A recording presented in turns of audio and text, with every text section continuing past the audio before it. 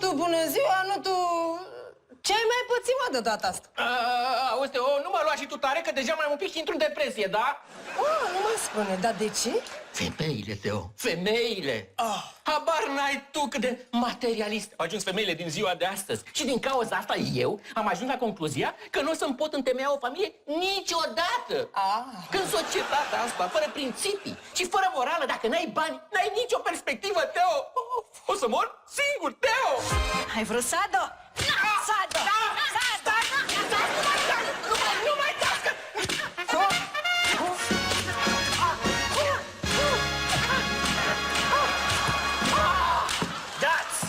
Dați, fetelor, în continuare că o să mă pedepsesc și eu cu vârf și îndărțit!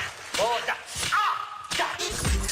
Șeful, misiunile porumbeilor sunt inventate, sunt false, să prefac. Ei, de fapt, se duc acasă să cotcodăcească. Poponețule, întregi măsura. Bă, eu înțeleg că ești gelos, Dar de ce nu verificați dumneavoastră? De ce nu? În loc să mâncați atâta salată care îngrașe, haideți să mergem împreună să-i prindem acum în flagrant, să vedeți că sunt ei doi acolo la carțonier. Haideți, veniți! Veniți! Veniți, veniți, că asta!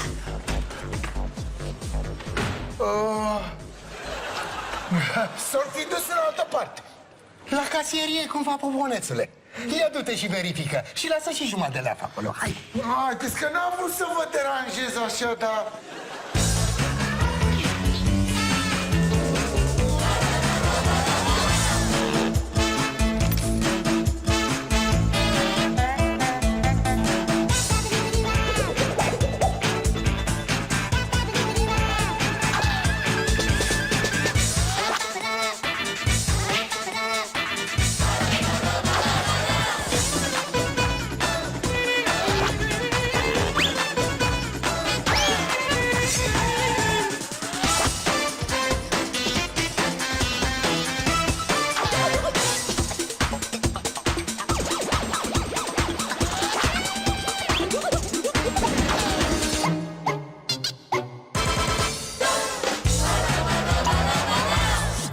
Costele?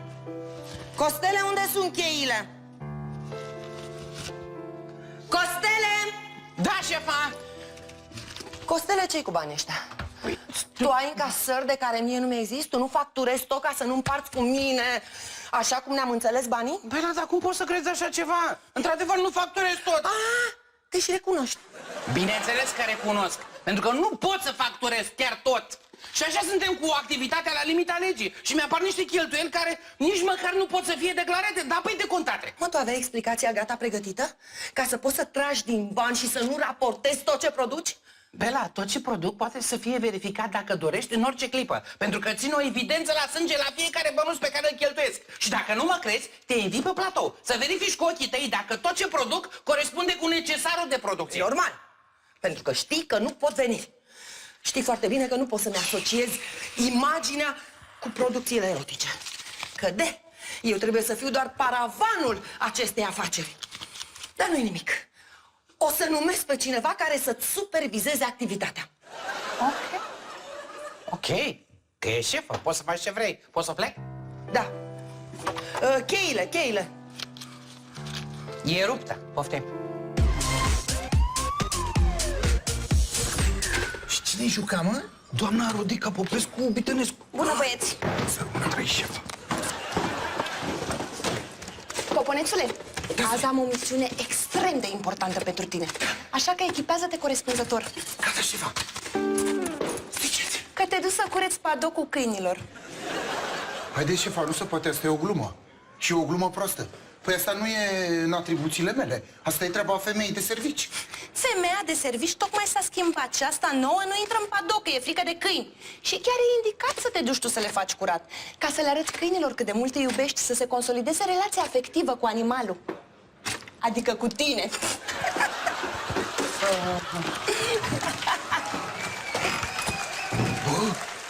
Poate e cazul să discuți cu Mateescu, că dacă o lasă să te umilească, o să facă din ce în ce mai rău. O să-și bată joc de tine. Nu vreau. Că de câte ori am apelat la el, am ajuns să mă sancționeze tot pe mine. O las în pace. Poate s-o fi sculat cu fața la cearșaf. Sau poate că o fi dormit Chiorete cu spatele la ea și acum să răzbună pe mine. Păi ce, mă, pe Chiorete îl doare spatele?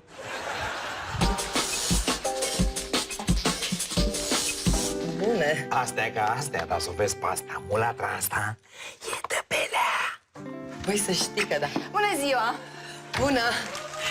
Este supervisor pe care ți-am spus că îl voi aduce ca să verifice producția în locul meu. Cora Pantilimon.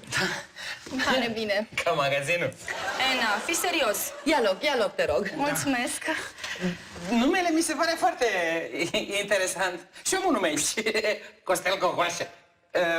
Te servesc cu ceva, cu o cafeluță, o bombonică, o prăjiturică, ceva? Avem, nu? Prefer să nu pierdem vremea. Să trecem la treabă.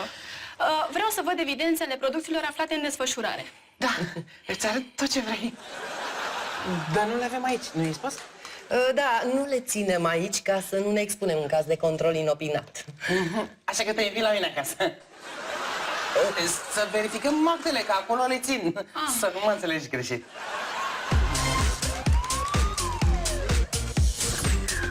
Uite, nici acum n-a ieșit mirosul de javră de mine. Pentru că ăla e mirosul tău natural. Dar mai bine că nu te-ai dus să te cureți, că și azi tot acolo te duci. Cum? Păi am făcut ieri lună, de ce să mă mai duc și azi? Pentru că trebuie curățat din nou. Că au făcut pe ei câinii de emoție când au văzut cât de mult iubești executarea. Păi dacă nici acum nu faci nimic, Ce să fac? Ce să fac? vorbește cu Teo, care are autoritatea asupra ei. Să-i pună naibii un diagnostic de sadică, că își persecută subalternii. Bravo, băie, genial. Bravo, mă, vină cu... Ce? Auzi, mă, mușchiulica, nu vrei să facem noi o frăție pe Teușa? Păi ești nebun, eu nu mă tai pe venit nici mort, mă. Stai, mă, băi, frate, băi! Bă, fricosul, n-ai...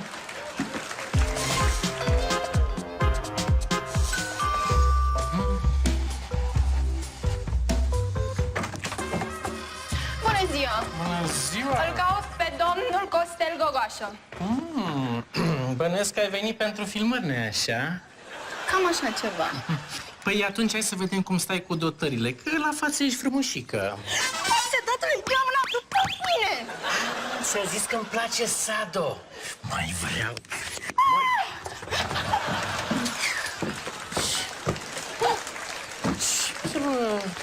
Ce mironosiți au ajuns să joace în filme de artă XXL. X. Măi, Teo, mă pune să fac cele mai ingrate sarcini. Păi eu de 2 zile fac curat în padocul câinilor. Zici și tu, dacă asta nu e persecuție pe față. Sigur ăsta e motivul vizitei? Păi- Nu cumva e o strategie ca să poți să te dai la mine? Ai auzit că Pupăză face același lucru, se preface că e deprimat, că n-are bani și e copia tactică. Hai, recunoaște! Eu îți jur că nu e nicio strategie. Eu am venit pentru că sunt exasperat de persecuțiile Sofiei. Nu vreau să mă dau la tine. Asta înseamnă că nu mai sunt atrăgătoare? Ba da, măi, Teo, cum să nu mai fii? Păi dar tu ești visul oricărui bărbat, chiar și al meu. Și dacă tu vrei, bineînțeles că eu... Ai văzut, mincinosule, cum te-am făcut să te dai de gol? Nu vrei să te dai la mine, a? Ia, dai drumul tu acăsică, rapid, că mie îmi plac bărbații care fac curte pe față, cinstit, nu ăștia care umblă cu teatralisme și strategii ieftine. Raus, afară, hai! Mișcă, 1, 2, 1, 2! Mai repejor un pic, da? Știi că n-a mai venit Cora să verifice actele, nu? Păcat. Mie, sincer, mi-ar fi făcut plăcere. Dar, pe de altă parte, mă și bucur, că asta înseamnă că ți-ai recâștigat încrederea în mine. Ia auzi. Ce, nu e așa? Să rămână. Așa, domnul Gogoașă. L-ai pus pe mărlanul ăla să se dea la mine ca să nu-ți mai verific activitatea. Bună. Cum? Mărlanul nu mai stă cu noi de mult. El are, i-au dat drumul? Te rog să nu mai faci pe prostul, că știi tu foarte bine. E penibil ăla care a vrut să devină președinte. A și candidat. Pupăza? S-a dus la tine? Dar nu l-am pus eu, jur! Așa face Pupăza de fiecare dată când vede câte o femeie frumoasă. Uite, întreabă și pe Bela, că și la ea s-a dat. Așa e. De ce nu mi-ai spus că vii? Că avem grijă să nu te deranjeze Don Juan obsedat. Gogoașă, controalele nu se anunță. Se fac pe neașteptate. Așa, ca să nu se ascundă probe. Ok, vino când dorești. Și îți promit că data viitoare nu o să te mai deranjeze Pupăza, că am eu grijă de asta.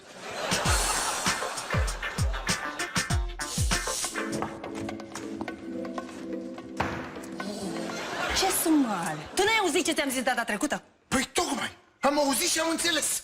Îți fac curte directă, fără vrăjeli și tertipuri.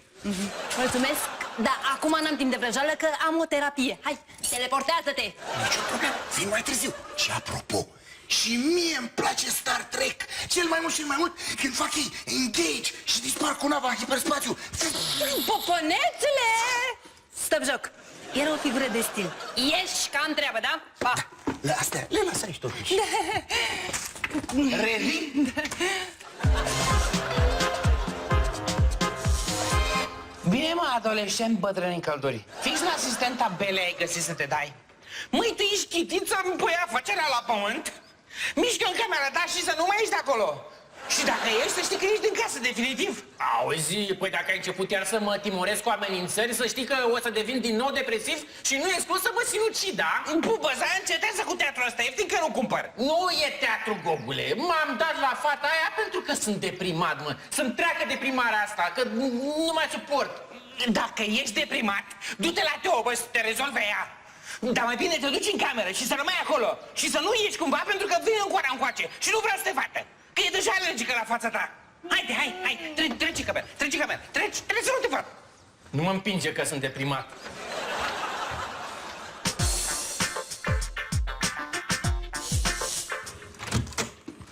Sărut mâna. Am văzut că a plecat pacientul și am revenit așa cum am stabilit. Poponețele, n-am stabilit că ăla era ultimul pacient. Până vine următorul. Dacă vine că bolnavi ăștia psihic sunt trilulilu și nu se știe niciodată dacă mai apar. Stăm și noi de vorbă, ne mai împrietenim. Tu ce cauți, mă, aici? Ai programare? N-am nevoie, Poponețele, că eu sunt urgență. Ai, lasă-mă! Dar ce ai pățit, mă? Sunt deprimat cu gânduri suicidale. Dar ce mă chestionezi tu? Tu ești psihologul?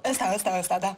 Dacă dorește, poate să fie, că o să-l ajute la muncă, în relația cu Sofia. Hai că eu te las să exersezi, că am niște treabă, vă pup pe amândoi. Na, ai văzut ce ai făcut? Dacă vii să te dai la ea cu pretexte de-astea expirate, a plecat. Da, din cauza ta a plecat. Eu n-am venit să mă dau la ea. Eu chiar am nevoie de terapie. Minți, că mi-ai zis cu gura ei că te dai la ea. Auzi? Și dacă nu te dai la ea, valea, că eu vreau să mă dau la ea. Ba, valea tu. Pentru că eu sunt pacient cu dosar. Deci am prioritate, da?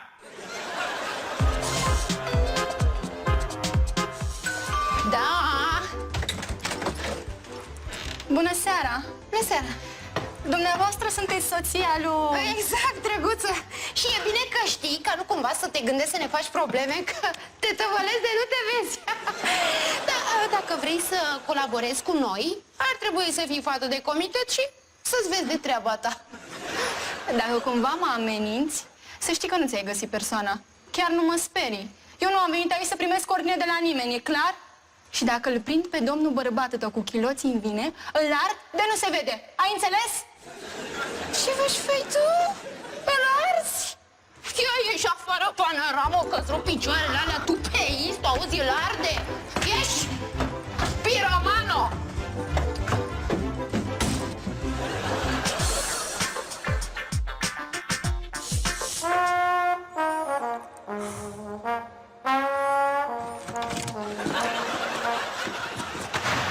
Voi ați nebunit de tot? Ce e, mă, cu voi aici? Ce coțoalele astea aruncate pe peste tot, a? Vreți să-mi transformați cabinetul în cămin de nefamiliști idioților? Măi, stai un pic să-ți explic. Ce că-mi explici, piticotule? Corect. Eu explic. Auzi, mă, nu mai mi explica nimic. Ia afară amândoi și aveți interzis până o să zic eu. Că altfel o să le explic eu autorităților cum zburați voi așa pe fereastră. Sinucidere, sindromul Aurel Vlaicu. Vrei să te exemplifici? Nu. Hai, ia să-ți exemplifici. Ieși afară. Stai că nu mă cap să te rog. Mișcă dacă nu te cheamă.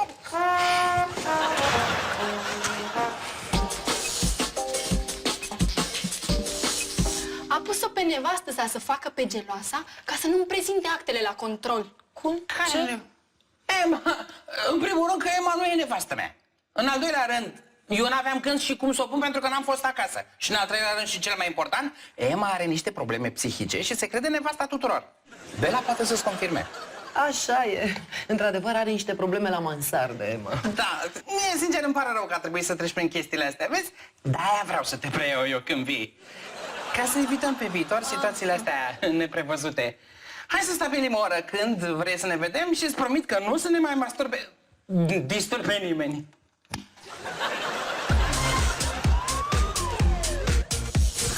Nu a mers strategia cu Teo, că a crezut că fac pe victima ca să mă dau la ea.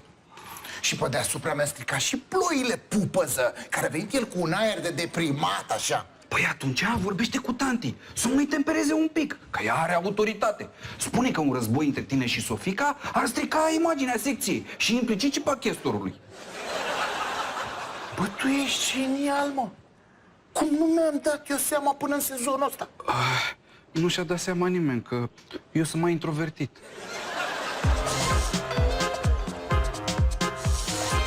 Hai că acum trebuie să apară. 3, 2, 1...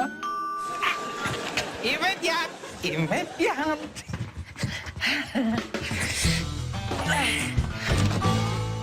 Bună! Bună. Ce punctuală ești! Simte-te ca la tine acasă. Cu ce te servesc? Cu actele producției. Păi actele sunt gata pregătite. De ce te grăbești așa? Hai măcar să-ți dau o înghețată. Oaștele? Da, mămică. Dar cine e fătuca? Cora Pantilimon. Tanteleule, nu te-am întrebat unde lucrează, ci cum o cheamă? Așa o cheamă, mămică. E asistentă la... A venit la școala de asistente TV. Da. Păi bine, mă, ce-o să zică Emma când o să te vadă că umbli cu fufe? O să-ți iei adio de la făcut copii cu ea, în vecii vecilor, amin? Deci până la urmă ești cu Emma.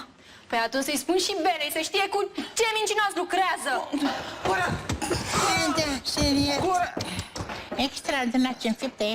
Mersi, mămică! Mulțumesc din toată inima! Să putea să nu te bași tu și să-mi strici toate combinațiile? Nu, nu se putea! Fata asta chiar e serioasă și voia să mă combin cu ea! În caz că nu merge justa cu Emma, ca soluție de rezervă!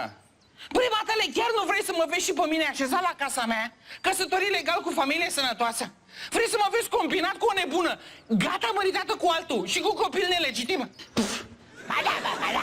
Normal că vreau să vă la casa ta.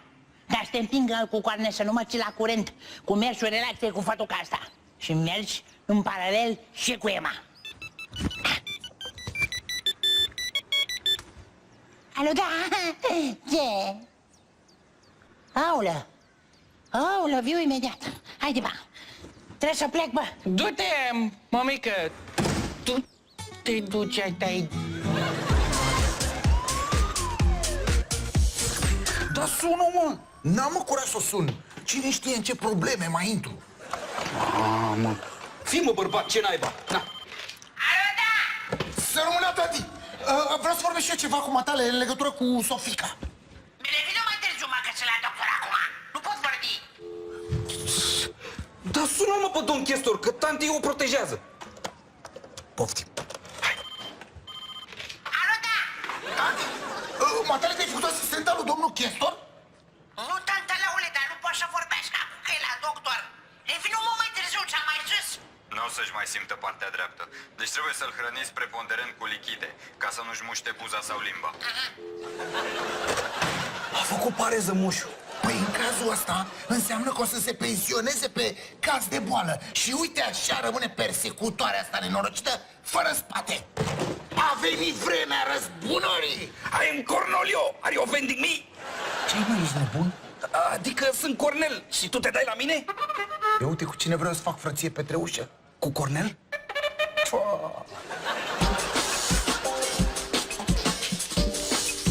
Cora, te rog frumos să mă înțelegi, am spus că ești prietena mea numai ca să nu afli mămica adevărul. Că dacă l-afla, ne omoră pe toți. Pe la confirmă că știi de ce e stare mămica. Așa este, așa este. Dar să știi că de acum te poți duce liniștit acolo. Ăsta a fost ultimul personaj care putea să vă deranjeze. Sau mă rog, ar mai fi prietenea... Care? Polițiștii. Dar pe ea sigur nu o să cheme pentru că nu vrea să afle că nu are acte pe ce prestează. Da. Nu? Nu e așa, Costele? Normal că ce-s nebun să-i chem.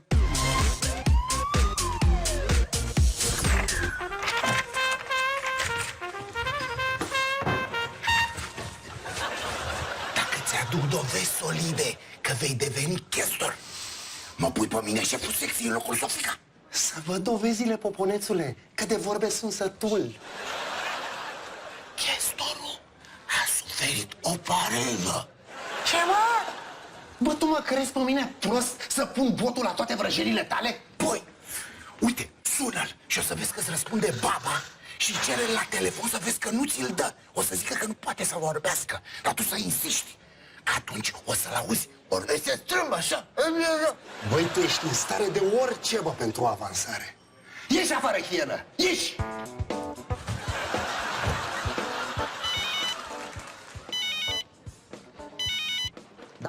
Mateescule, am un mesaj de la chestorașul meu, că el momentan nu poate să vorbească, dacă apare vreo conferință de presă sau orice altceva, îl anunț de urgență și pregătești tu un speech.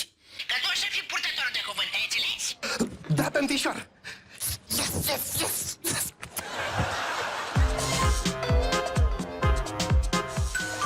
Da, vine băiatul. Poftim, știam că ești tu. Bună! Bună. Cu ce te servesc de data asta? Hai, dă-mi actele rapid până nu se întâmplă ceva. Da, imediat. Stai aici un pic. Doamne, unde le-am pus, frate, că nu le mai găsesc? Vai, da, ce frumos ai prins părul la spate. Zici că ești un fotomodel internațional, nu alta. Aha. Dacă tu crezi că dându-te la mine îmi scade vigilența, te înșeli la Marni. Hai, actele repede. Dar nu m-am dat la tine, nu mai fi așa oricioasă. Am vrut și eu să fiu amabil, să te mai împunesc puțin, că ți s-au întâmplat atâtea în dățile trecute. Hai, lasă-mă să-ți ofer o înghețată, că asta nu înseamnă că mă dau la tine, nu? Aha, Vrei? Da? Da. Dar ce înseamnă? Auzi, de unde crezi tu că vine expresia să te scoli la o înghețată? După vremea dacilor, ci Da. veche, nu se mai practică asta. Uite, surpriză! Vezi unde era dosarul, știam? Am uitat. Mamă, ce înghețate. L-am lăsat în congelator. Nu-mi pune mâna pe el că se rupe acum, că e bognă, e ca tabla. Păi da, normal. Special l-ai pus acolo să nu pot să te verific. Ba nu e adevărat, l-am băgat. Iată. Na, s-a lipit. Mi-a congelat mâna. L-a băgat acolo când a venit mămica, mă. Ți-aduce aminte? Ca să nu-l vadă, că dacă îl vedea și-și dădea seama că produce filme erotice, ne omora, că e în stare. Ți-a zis și Bela. Mamă, ce rece e, frate. Am făcut pe naiba. Tântălăul de Mateescu nu crede. Atunci, nu rămâne decât o singură soluție. Să vorbești cu Gogoașă, să deghizeze măsa, să zică lui Sofica să înceteze cu persecuțiile. Păi tu devii cel mai deștept din serial. Poți în condițiile astea ne facem petreuși și fără înfrățire prin sânge. Uite, ne facem prin Savarină. Ne facem. Ai ce? Am luat? Păi, Ce astea, da? încă una. Da, Băi, eu sunt fratele mai mare. Băi, suntem petreuși, ai mâncat una, mănânc una. Da. Păi tu mănânci de la începutul secvenței. Ce contează cine sunt eu sau cine nu sunt? Vreți știre bombă sau nu vreți? Bun, păi atunci notați. Don Chestor a suferit un atac vascular cerebral și este în imposibilitatea de a-și exercita atribuțiunile. Veniți la secție că o să organizez o conferință de presă în care dânsul personal o să facă anunțul. Ok, vă aștept. Săruna, tântișor, Mateescu sunt. Auzi, vrei, spune lui Don Chestor să vină la secție, că a organizat ăștia de la Capitală o conferință de presă pe tema arestaților de la noi din secție. Și e musai să fie și dumnealui. Să trăiți, tântișor. Servesc patria. Rezolvat. Cora, stai liniștită că rezolv treaba cât îi zice pește. Îl bag în cuptor și gata. Îl decongelez. Ca să le dai foc. Când eu ți-am zis că nu știi cum să faci ca să scapi. Păi da, stai puțin că eu îl supraveghez. Sau știi ce? Uite, hai că folosim cuptorul cu microunde. Îl punem pe programul de decongelare rapidă și gata. Uite, așa. Să nu Gogoașe! Să rămână. Am și o vorbă cu tine. Aoleu, ce naiba mai vrea și ăsta? O să zică Cora că l-am chemat special să nu vadă actele? Păpunețele, nu pot acum, mă, băiete, că sunt ocupat, nu vezi? Am întâlnire. Băi, plec imediat, dacă îmi promis că mă ajuți. Și acum am zbuchit-o. Vreau neapărat să te deghizezi în maică ta și să-i spui lui Sofica să nu mai persecute, că mama a terminat. Deci dacă îmi promis, plec în clipa asta. Ok, fac ce vrei tu. Băi, ți-am luat foc ceva în cuptor, băi. Nu, că n-am nimic în cuptor, stai. Mă, nu, asta de aici, mă, de aici. Nu, ce se pare, nu-i nimic. Dă-te, mă, că e acasă foc. Dă-te la o parte. Ia uite. Să vede că ești îndrăgostit. Este pilaf. Ia uite, domnișoară, ce a putut să fac. A băgat uite o sapă, ăsta are cleme, are șină. Păi dă-i focul, puteți să dai foc la toată casa. Tâmpi... Pardon, nebunule. Auzi? Acum chiar că mi-ești dator. Da, ok. Da? Să nu uiți! Nu La uit. revedere! Nu uit. Hai că nu te-ai lăsat până nu le-ai făcut praf! Văd. Și nu te dai la mine, nu? De-aia știe tot cartierul că ești îndrăgostit și că ai întâlnire! Bă, Cora, lasă-mă să explic. Ce să-mi explici? Nu-mi explici nimic! Explici totul mâine belei! Ce frumoasă ești când te enervezi. Au!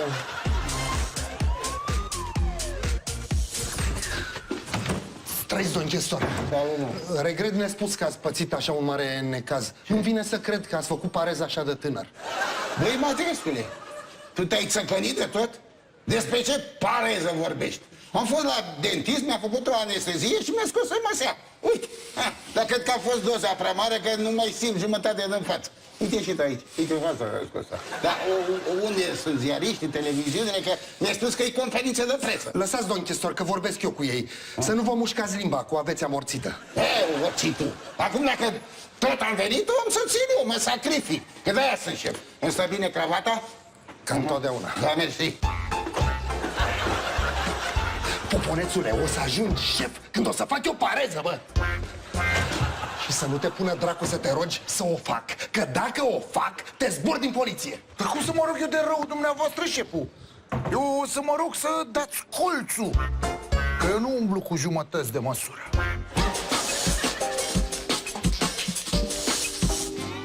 Ai văzut actele? Da. Înseamnă că n-a avut nimic de ascuns. A tărăgănat doar ca să aibă mai multe zile să se dea la tine. Să știi că e băiat bun. Poți să-l iei în calcul. Am auzit tot. Mersi, șefa. Ai face bine să asculți, că știe ce spune. Gogoașa. Da. Să știi că este prima și ultima dată când scap cu actele neverificate. Și asta pentru că ai fost loial belei și nu ai scos actele din cuptor ca să le vadă Gaborul. Dar să știi că data viitoare o să-ți dorești să fii tu în cuptor în locul actelor. Te mai dai la mine? Când te enervezi, ești așa de sexy. Te-a durut? Bă, dar doar îi zic și după aia plec. Normal că doar nu vrem să ne trezim cu originalul pe aici. Bine. Ce n-ai? Stai de 6 să nu intre careva. Să rămână tanti, dar cu ce ocazie pe la noi? Am venit să-ți sugerez să o lași mai mole cu persecutarea subalternilor, că ți se duce bucul la centru și poți să dai de dracu, ai înțeles? Am înțeles, tanti. Bine. Bobocele, stai aici, nici nu știu cum să-ți mulțumesc că ai fost alături de mine la dentist. Hai, vino să te pup. Vino să te pup. Hai, de dragă, că mi-a trecut de anestezia. Hai, vino la mine. Tu ești Costele? Da. Dar de ce ești îmbrăcat așa? Lasă că-i spun eu lui Frosa cu ce te ocupi. Nu, vă rog frumos să nu-i spuneți. Păpuneți m-a pus. Păi atunci să ne ocupăm de poponeți. Șeful, dar vă rog mult, lăsați-mă pe mine să mă ocup personal de el, că sunt șefa lui directă. Corect. Nu mă bag, dar să fii drastică. Foarte drastic am să fiu. Poponețule, tu auzi lătratul câinilor? Păi pe tine te cheamă, mă, să le faci curat în padoc. Hai, cărel poteca. Cum se zice la câini? Marș! Marș, mă! Marș! Hai!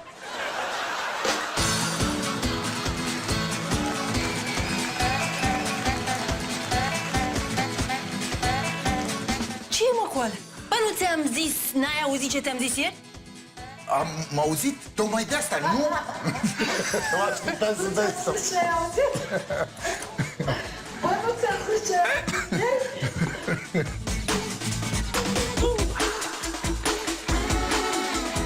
Pentru că ăștia cu psihopupu oricând sunt foarte schimbăt. Bolnavii psihi, dacă bine, că cu bolnavii.